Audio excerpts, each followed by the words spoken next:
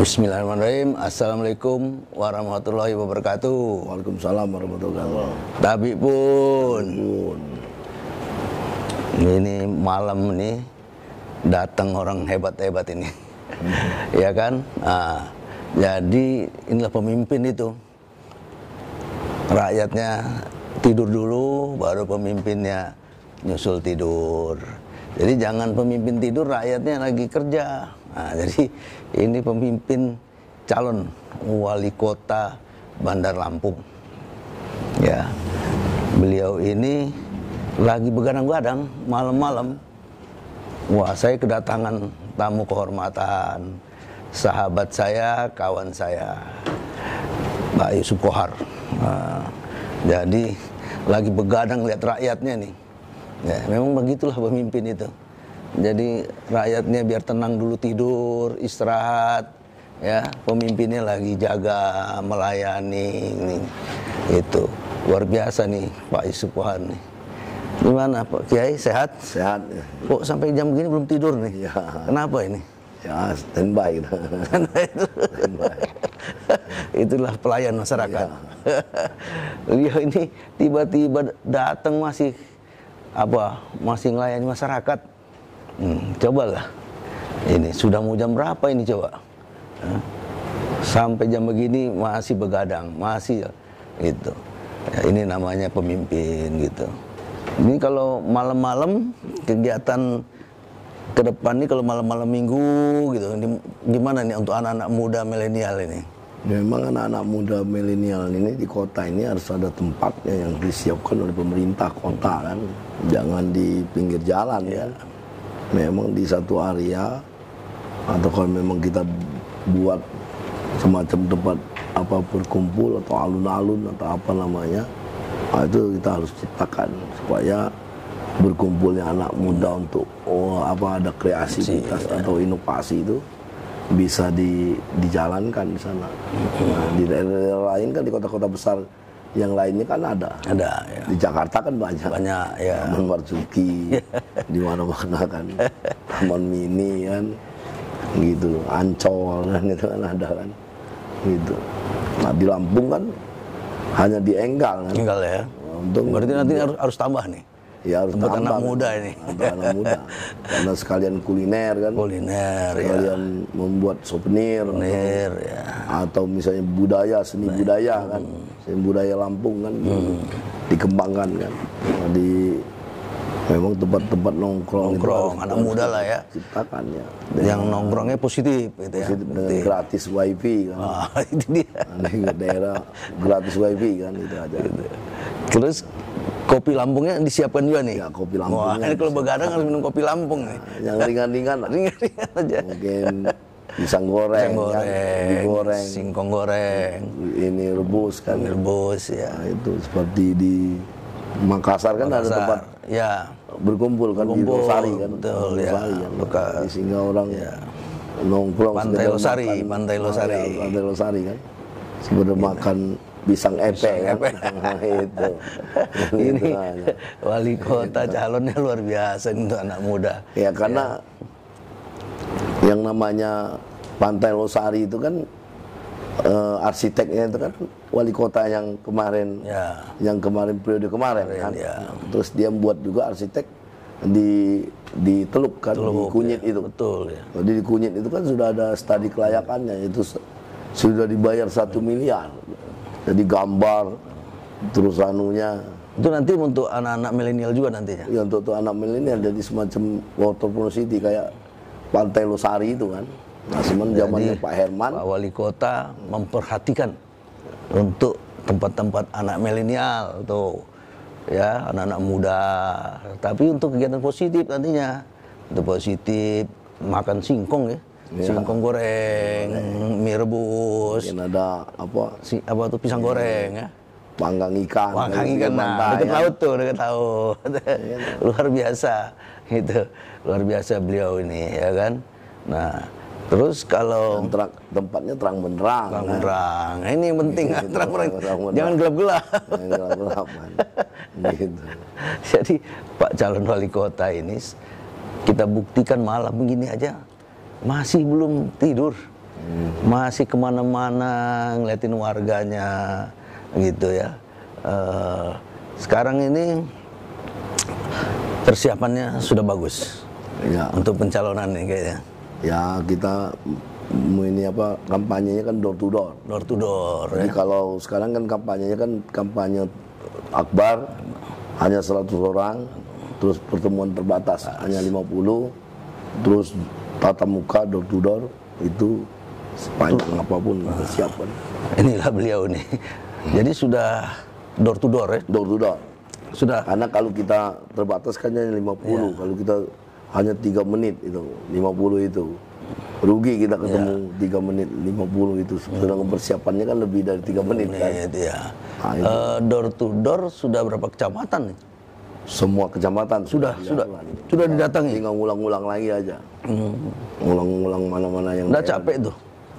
Iya capek juga, cuman karena semangat ke teman-teman banyak yang bantu kan, dia semangat jalan, kita juga sehat Semangat juga, juga, dari jalan sehat. itu aja. Ini memang semangat, orangnya semangatan nih orangnya. Ya apa? Jadi kadang-kadang kiloan meter kita Door to door dari rumah ke itu rumah kita ke door. kayak Yusuf ini berapa kali satu hari? Satu hari kita pagi sampai jam 12 istirahat makan, terus jam Lanjut 1, lagi? jam 1 lanjut lagi sampai jam 5 sore. Malam juga? Malam enggak. Malam sekedar pertemuan biasa. Temuan ya, evaluasi lah ya. Evaluasi, ya. Berarti, nah inilah. Jadi 12 jam Ya, udah. 12 jam. Tapi masih juga belum tidur. Ya. Jadi memang tanggung jawab kepada masyarakat itu. Ingin bertemu dengan masyarakat, bahkan door to door ya. Door to door. Door to door gimana itu caranya? Ya, langsung ketok pintu rumah orang. Langsung? Assalamualaikum. Ini kita membagikan APK kan. Terus kalian menjelaskan program kan. Ya kalau misalnya ada camat, lurah, RT lingkungan kan, itu menjelaskan bahwa kalau tidak pilih si A, PKH-nya akan dicabut atau yang namanya ini bantuan berasnya akan dicabut. Nah ini kita kasih tahu bahwa bantuan beras itu kan dari pemerintah pusat. Nah, itu Jadi itu PKH, memang sudah ada ya, udah ada dari perintah pusat. itu ya. Jadi siapapun terpilih atau tidak terpilih wali kota, program PKH Rastra itu sama program bantuan beras itu selalu ada. Itu Jadi kan bukan dari perorangan itu ya? Bukan dari wali kota kan, bukan dari pemerintah kota Bandar Lampung. Memang ada dari pusat langsung. Dari pusat kan itu. Ya supaya masyarakat jangan jangan dibodoh-bodohi. Kan itu kan pembangunan kita ini kan macam-macam kan, pembangunan di bidang ideologi, pembangunan di bidang politik, pembangunan di bidang ekonomi, pembangunan di bidang sosial budaya, dan termasuk pembangunan di bidang pertahanan keamanan kan, itu aja. Jadi politik juga harus dibangun, jangan dibodoh-bodohi kan. Nah, itu. Dalam arti dibodoh-bodohin gimana sih? Ya kalau dibodoh-bodohi kan tugas camat, lurah, RT lingkungan itu kan, tugasnya kan untuk ini melindungi rakyat, masyarakat, melindungi, memperbaiki wilayahnya. Nah, tapi kalau untuk jadi tim sukses kan tidak boleh dong. Dia kan harus netral, kan ASN itu harus netral. Ada juga yang nggak netral. Ya kan ini kan nyatanya tidak netral kan terbukti kan. Yang namanya kita APK kita dirusak kan. Sudah ada 7 orang kan yang jadi sudah diproses di Bawaslu, terus Gakumdu.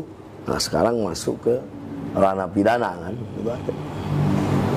Tadi pantasan APK kita atau namanya banner-banner kita hilang terus, dipasang hilang, hilang kan. Ada siluman ini kali. Mestinya tugas pemerintah melindungi semua calon. Silakan aja calon memasang APK itu kan. Yang untuk mempenalti pilkada itu kan Bawaslu sama KPU kan.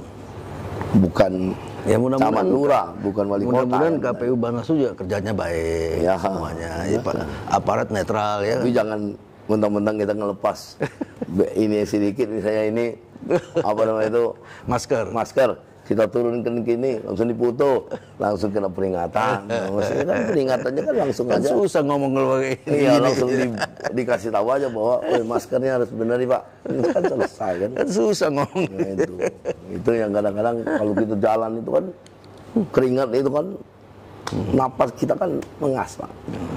Nah, jadi kita kan kadang-kadang slip dikit ngambil napas kan. Nah model-model itu dipoto, dinyatakan diperingatin langgaran. Nah, itu. Ini kadang-kadang substansinya tidak masuk. Ya. Nah, mestinya substansi.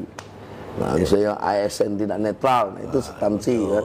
Jangan ikut campur. Ya, lah ikut campur, itu kan jelas. Yang penting dia ngamankan Ya, kalau aja. sekedar masker turun sedikit langsung dijadikan peringatan, nah ini kan susah negara kita. Kayak belum merdeka terus kita kan gitu aja.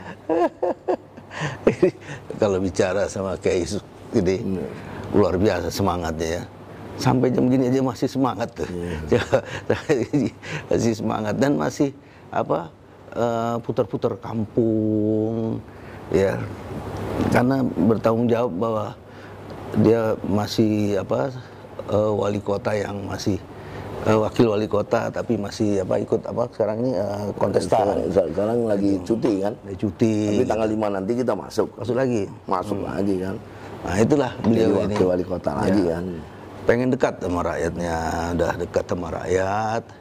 Ada apa yang perlu dilayani masyarakat. Jadi Ya minimal kota Bandar Lampung kan harus mampu ngambil manfaat dengan adanya jalan tol Palembang nanti Sumatera kan ke Lampung. Terus yang kedua Pelabuhan Bakauheni sekarang kan sudah bagus ke Merak kan. Nah kalau jalan tol apa yang mau diambil manfaatnya untuk Bandar Lampung nih? Ya minimal kalau kita misalnya bisa mengembangkan destinasi wisata, orang kan banyak datang ke Lampung kan. Nah, kalau banyak orang datang ke Lampung berarti orang itu kan bawa duit kan. Duit, ya. Jadi uang yang beredar di Lampung ini meningkat kan. Meningkat, untuk Sehingga APBD ekonomi, ya. perputaran ekonomi di Lampung akan meningkat juga kan. Gitu. Nah itu. Kalau kita akan ngambil manfaat orang udah dari Palembang langsung ke Jakarta, Bandung kan. Padahal di Lampung ada potensi. Ada potensi kan. Lebih baik orang cukup di Lampung belanja kan, makan di hotel, oleh-oleh kan. Nah, itu kan sesuatu untuk. Kalau kebersihan gimana kebersihan di Bandar Lampung? Ya kalau kebersihan perlu diperbaikan luar biasa. Sangat perlu ini. Sangat perlu. Sangat prihatin kita dengan kebersihan di Bandar Lampung ini. Kenapa nih prihatin nih? Ya karena kita kan dulu kan sistemnya kan sokli, ada sokli kan setiap RT itu sokli pengampas untuk mengambil sampah kan. Oh, tukang sampah. Ya, jadi pakai gerobak-gerobak sampah. Pemerintah kan barisan kuning itu dulu zaman dulu itu. Oh.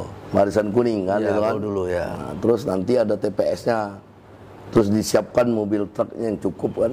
Di Bandar Lampung ini kan mobil truk sampah itu kan 70. Tapi yang siap beroperasi kan hanya 50. 70 ya? Ya 50 mobil truk sampah untuk mengangkut sampah sekota Bandar Lampung ini termasuk pasar, saya kira kurang. Kurang. Harusnya berapa itu? Harusnya paling tidak minimal 150 truk sampah. Ada rencana itu kalau nanti Ya kepilih kalau itu. kita jadi wali kota ya itu dulu yang Itu kita dulu ya. investasi. Tuh, kebersihan. Iya dong. Jangan kita membuat misalnya pembangunan itu kan harus direncanakan dengan efisien dan efektif. Jangan sampai uang mati di sana kan. Nah, kalau bisa uang itu tidak mati kan. Jadi 150 kalau gitu nanti jadi kota terbersih dong. Iya jadi kota terbersih yang kita rebut kan. Bandar Lampung kan sudah menjadi ini kota adipura kan. Nah terus kita di zaman Pak Herman kan tidak dapat lagi adipura kan. Itu kan demo di Jakarta. Pak Herman kan menganggap adipura itu kan nyogok. Ya sebenarnya ada juga benarnya nyogok. Tetapi kalau dia bersih, dia kotor mau dibalikkan bersih, pasti tidak bisa. Tapi kalau kurang-kurang sedikit disogok, pasti bisa kan gitu kan itu kira-kira. Jadi tapi kalau dia kotor benar, nak dijadikan kota bersih, disogok nggak bisa, saya kira nggak bisa. Nggak mau orang, tidak mau. Karena memang kotor. Tapi kalau kurang-kurang sedikit, mungkin disogok dia jadi kota bersih. Memang dasarnya bersih ada, tapi ada kurang mungkin di TPA-nya kan, mungkin ada kurangnya di saluran airnya, ada yang bekas sampah atau apa, nah itu masih bisa ditutupin kan dalam konteksnya. Tapi kalau misalnya kota itu kotor, kelihatan kotor, mau dikatakan bersih nggak bisa, walaupun disogok sekalipun. Jadi kita berharap ke depan menjadi kota adipura bersih ya? Iya bersih lah. Ya. Apakah kita mendapatkan adipura atau tidak, yang penting kota bersih. kita adalah kota bersih. Saluran airnya bagus, drenasinya bagus ya. Jadi tidak terjadi genangan air di jalan. Nah akibat genangan air di jalan, akhirnya debu kan. Nah debu kan merusak pernapasan kan. Ya. Nah itu. Kalau dari segi kesehatan gimana nih kesehatan kita? Ada biaya gratis apa sih namanya? Ya. Itu namanya pengobatan gratis ya? Ya Pak Herman kan programnya kan hanya dengan KTP dan KK bisa berobat ke rumah sakit umum maupun swasta.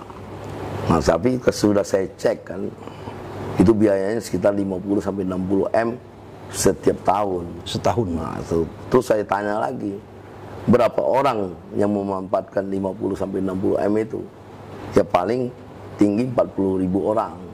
Dari? Nah, kalau dari 40.000 orang dari kira-kira berapa? Anggaplah 900.000 atau 1 juta penduduk Bandar Lampung kan, kan tidak sepernya kan, hanya 40.000. Nah kalau 40.000 kita bayar hanya 50 sampai 60 M terlalu mahal Pak.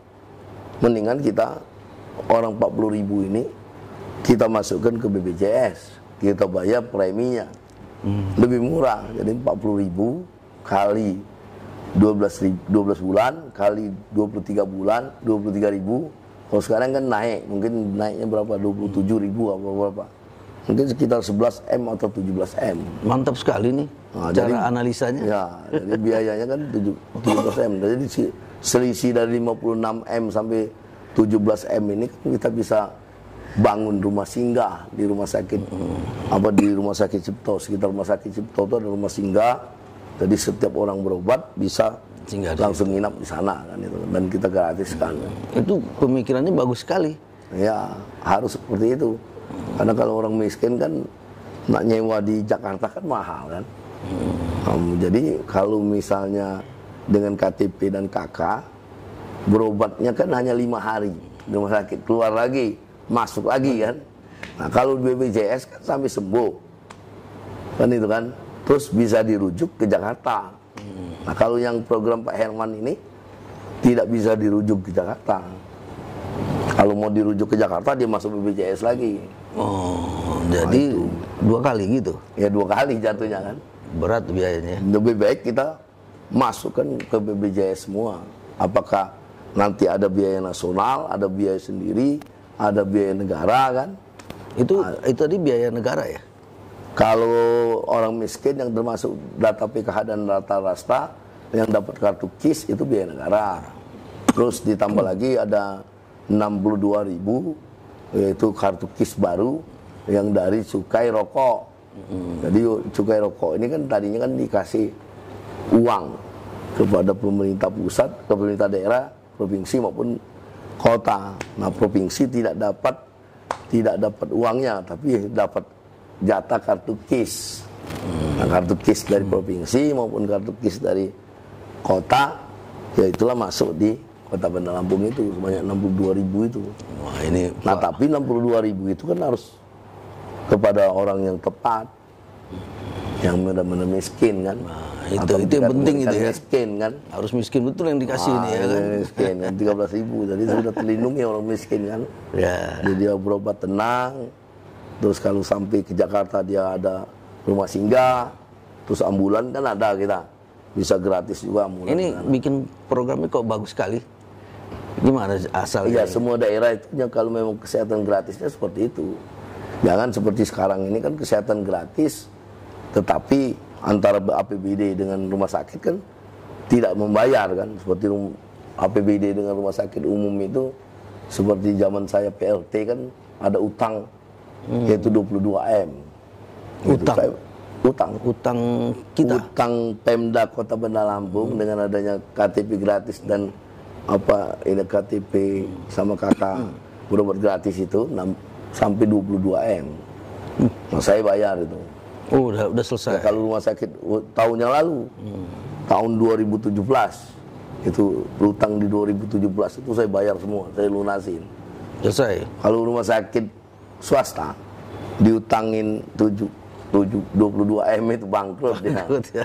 Ini berhubung rumah sakit umum Abdul Muluk aja kepunya pemerintah kan bangkrut itu. Nah ini maksud saya, untuk apa kita kesehatan gratis tapi kita tidak bayar? Akibatnya kan pelayanan rumah sakit umum kan rendah terhadap yang program ini kan, karena belum bayar kan. Nah, biasanya seperti itu. Termasuk pendidikan gratis, Pak Herman, dengan adanya billing kan. Gimana itu? Billing itu belum dibayar juga.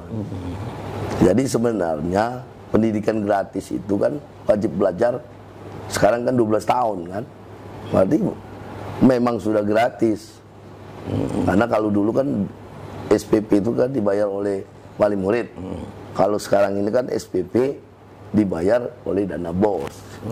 Sebanyak siswa yang ada di SMA, SMK, SMP maupun SD itu dikasih dana BOS. Bukan dana dari daerah itu? Bukan, dana dari pusat. Pusat semua itu? Pusat semua. Jadi nah, itu makanya masyarakat kan tahunya itu dari daerah ya? Iya, tahunya itu dari pusat. Gratis ya? Itu dari Pak Herman, padahal gratis itu memang dari pusat kan. Dari pusat dengan adanya dana BOS, makanya tugas pemerintah daerah bagaimana penggunaan dana BOS itu bisa digunakan secara efisien dan efektif, tidak dipotong-potong kan. Tidak ada salah guna. Misalnya contoh, yang namanya dana BOS itu kan untuk proses belajar mengajar dan termasuk sarana prasarana daripada sekolahan. Nah, kalau ada kegiatan misalnya bakti muri kan tidak bisa dana BOS itu digunakan untuk membiayai misalnya muri nari gitu kan, tidak bisa. Itu kan memang khusus untuk proses belajar mengajar. Nah, ini keluarga-keluarga besar kita yang lagi begadang malam hari ini gitu ya, ilmunya sangat menguasai. Ya, sangat menguasai, terus tahu seluk-beluknya ya. Jadi calon wali kota ini mungkin karena sudah menjalankan tugasnya 5 tahun, jadi sangat menguasai kelebihan dan kekurangan di dalam satu proses perjalanan pemerintahan di Kota Bandar Lampung ini. Dari pendidikan, kesehatan, lingkungan, kebersihan, sudah sampai anak muda, soal anak muda sudah dikuasai beliau ini ya, karena sudah makan asam garam lah, banyak asam garam, dan memang sangat mengetahui gitu, sangat mengetahui karena beliau ini memang lagi ngejabat, jadi sangat pas betul lah ininya ya. Mudah-mudahan Kiai Sukohar selalu sehat ya. Semuanya kayaknya mantap sekali nih ya. Door to door ya. Ini buktinya jam begini begadang-begadang datang ke sini, wah luar biasa ini door to doornya ini. Pak Nero juga kan mendampingi juga tim sukses. Apa namanya itu door to door. Ini yang luar biasa yang saya lihat ya, fisiknya ini, wah. Coba tiap hari begini nih, pagi, siang, sore, waduh, door to door. Nah, sudah hampir semuanya kecamatan udah. Hampir. Desa juga. Dia kelurahan. Semua ya, sudah kelurahannya. Nah, inilah saya bincang-bincang dengan calon wali kota Pak Yusuf Kohar ini. Saya tidak sengaja tiba-tiba ketemu sama dia nih di rumah. Wah, langsung kita bicara santai lah malam-malam begini, ya kan, santai, kita minum kopi gitu. Ya kita pengen juga pemimpin-pemimpin itu belum tidur tapi rakyatnya sudah tidur, kan itu yang enak itu. Bagaimana rakyat sudah tidur baru kita tidur. Nah inilah contohnya di beliau ini. Ya, coba sudah jam berapa? 11. Luar biasa ini. Minimal jalan Bandar Lampung ini kan memang jalannya harus lebarin sedikit lah. Gitu ya. Harus lebarin. Jangan kecil kan itu. Seperti jalan apa namanya itu Sultan Agung. Nah itu kan langsung ke Kopri. Karena itu kan exit tol kan, jalan di depan sini kan. Ini kan harus bagus ini. Karena itu kan lambang Lampung kan, masuk Lampung. Ya. Itu harus sudah waktunya lah. Jadi kita mempertontonkan yang baik kan. Ya, inilah harapannya kalau nanti kepilih jadi wali kota, luar biasa ya, dari segi kesehatan, pendidikan, lingkungan, kesejahteraan itu termasuk lingkungan, dan itu akan diperhatikan luar biasa. Kebersihan diperhatikan untuk anak sekolah, anak muda juga harus diperhatikan nih, ada tempat tongkrongan nanti. Tenang aja anak milenial. Sekarang kan sudah ada rumah sakit Budi Mitra itu kan yang di Kunyit itu kan. Nah, itu kan modern itu anunya, peralatannya kan. Nah, alatnya kan Jerman. Nah, kalau bisa kita kan berobatnya kan tidak lagi ke Singapura atau Malaysia. Sana sudah bisa ya. Nah, kalau sudah ke sini mungkin yang namanya tinggal ini kompetensi dan yang medis. Nah, itu yang harus diingat. Kalau sudah sama dengan Malaysia atau Singapura, nggak usah jauh-jauh. Ya, nggak usah jauh-jauh. Sini aja. Sini. Kalau bisa orang di Singapura, orang berobat ke sini kan. Ya sekarang kan banyak contoh-contoh. Misalnya Dokter Ansori yang di Palembang itu kan, untuk katarak yang senior kan, katarak orang tua kan. Nah, itu anunya dengan langsung ke sana ya. Di Palembang itu depan Kapolda. Depan Polda Palembang itu kan. Itu Dokter Ansori kan, ngantri juga kan. Senior itu. Senior. Terus ada Dokter Sunyata. Ya. Nah, itu penyakit dalam kan di Palembang kan. Ngantri juga. Maunya di Lampung ada juga yang ini ahli-ahli. Bisa Lampung kan ada yang betul-betul seperti itu kan. Ya, inilah. Kan fungsi dokter ini kan harus dia ahli, sering ikuti seminar. Nah setelah itu peralatannya bagus kan. Jadi warga Bandar Lampung, ada pemimpin yang jam gini aja belum tidur, masih begadang sana sini, apa istilahnya, silaturahmi sama masyarakat, sama rakyat ya. Karena memang pemimpin itu begitu. Jadi membiarkan rakyatnya lebih dulu tidur, istirahat, baru pemimpinnya istirahat. Nah ini sampai jam begini langsung saya cegat, ketemu di jalan langsung cegat, suruh sini ya, ngomong dulu santai-santai, malam-malam ini rileks. Program kesehatannya juga bagus, program pendidikan, program kebersihan, program masyarakat sejahtera. Untuk anak milenial tuh, anak milenial nih top. Ya, kayak Yusuf Kohar nih punya cita-cita nih, ya, mau bikin hebat Bandar Lampung. Nah, mungkin itu kayak Yusuf Kohar. Ya. Pertemuan kita malam santai-santai ini, bincang-bincang ini, ya kan. Terima kasih warga ini. Fisiknya ini luar biasa ini. Ya, karena sudah pengalaman. Jadi ada pengetahuannya untuk lebih baik untuk ke depan. Demikian para saudara keluarga besar semua, terima kasih. Saya bincang-bincang santai sama Kiai Yusuf ini, calon wali kota Bandar Lampung. Terima kasih. Wassalamualaikum warahmatullahi wabarakatuh. Tapi pun